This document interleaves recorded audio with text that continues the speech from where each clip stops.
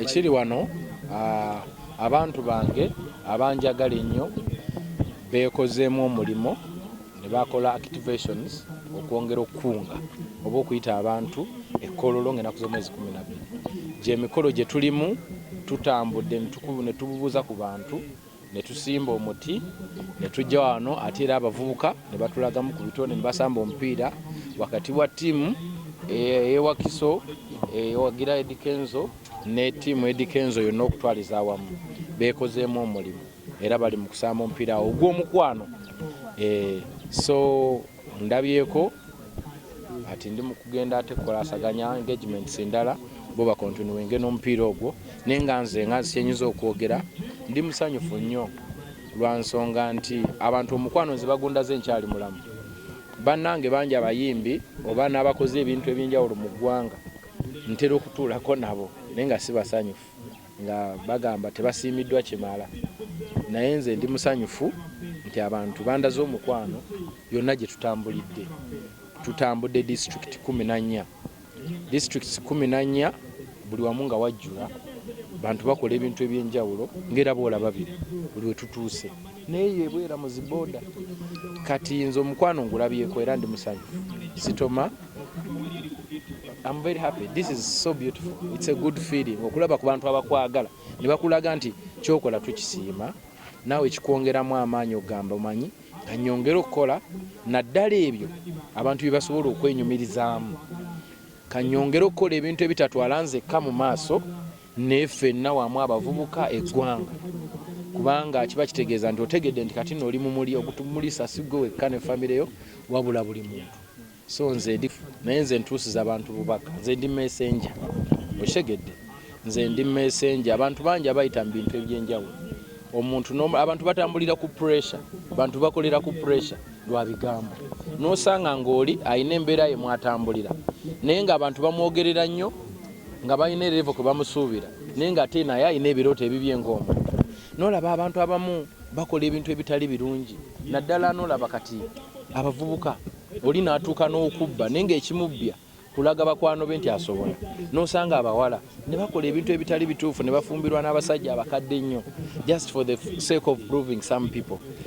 Kati pressure abantu gye bateeka kuba ate ekirala abantu balemwa nnyo okutambulira mu nkolagana oba okukwatagana ne balingiriza bannaabwe n'osanga oli ng'ayogerera munnaagagamba ate ebigambo biruma abantu.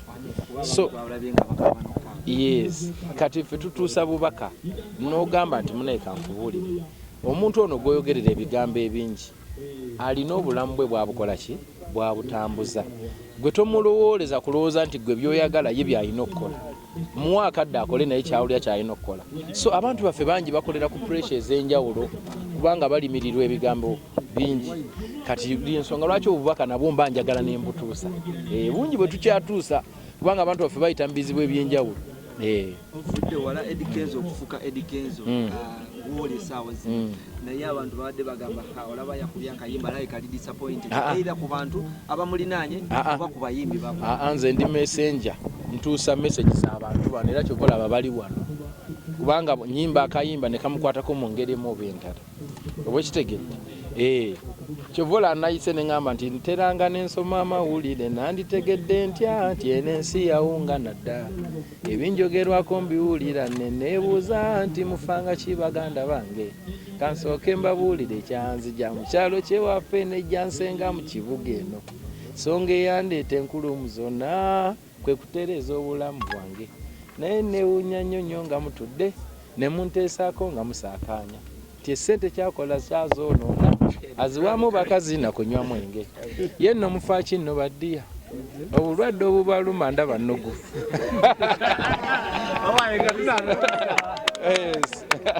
nga tunaatera okuta Eddy Kenzo ennaku zino abantu bagamba nti nno kadongo kamu takyakola naddala mu ggwanga Uganda abasinga bakuba kidaanali naye ate gwe wazzeeyo emabega wanoonyeza ki mu kadongo?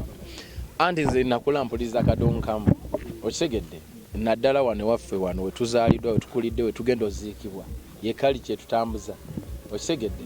Kati tusobola kwerabira gye wava bwerabira gye wava ne gye olaga oba tomanyi olw'okuba nsobola okuyimba Senegal Gabon Benin tekitegeeza nti siri munnauganda.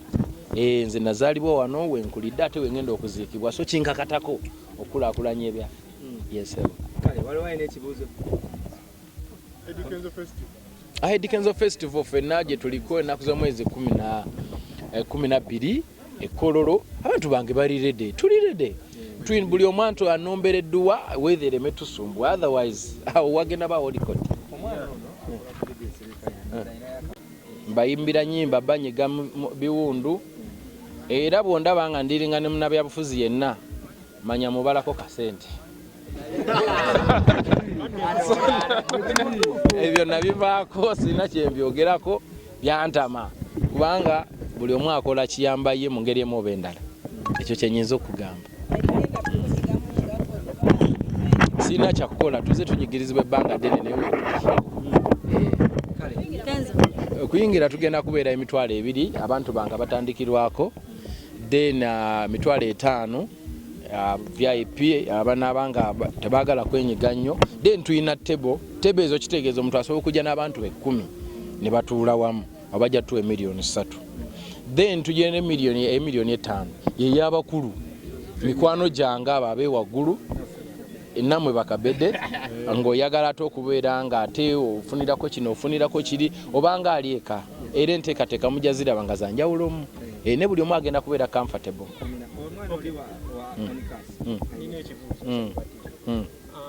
Gwomu ku bayimbi emabegako abaali balina embiranye ne munnamawulire omu era gwomu ku bayimbi amazze balabwako nga bakaaba amaziga omuyimbi obudde buno yakasembeyo kaaba amaziga obudde buno omusangolezamu amaziga